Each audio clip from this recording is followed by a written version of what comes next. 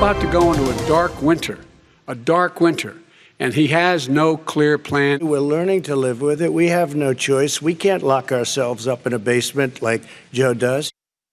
Well, in case you missed it, the second and final debate between the American presidential candidates was more dignified than the first, in part perhaps because they knew their mics could be muted. Donald Trump and Joe Biden tackled a range of topics, including climate change, and the contrast between them on that issue is stark. As Eric Sorensen reports, what Biden said about the future of oil could have implications on the outcome of the U.S. election and on Canada.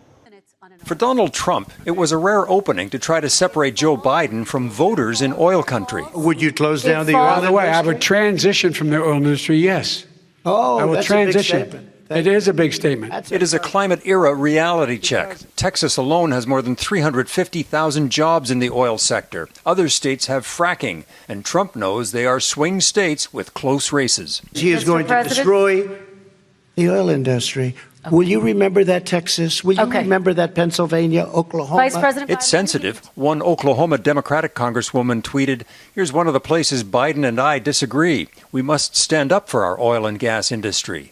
Biden later offered reassurance. We're going to get rid of the subsidies for fossil fuels, but we're not going to get rid of fossil fuels for a long time. Climate change hasn't been the main issue, but a Biden presidency could be a defining moment, says this academic. It's something that people need to hear, both in the United States and in Canada, which is that we are going to be making a transition away from fossil fuels. Watching closely, Canada's oil industry. Alberta is spending millions to construct the Keystone XL pipeline.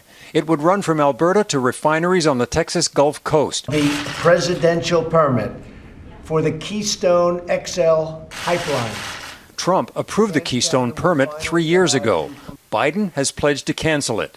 Alberta's premier aims to change Biden's mind if he's elected president. We're going to point out, should there be a change of administration, that the United States needs a safe, secure, reliable source of energy. Will that work? No, I don't think so. I think the Premier of Alberta is projecting what he would like to see.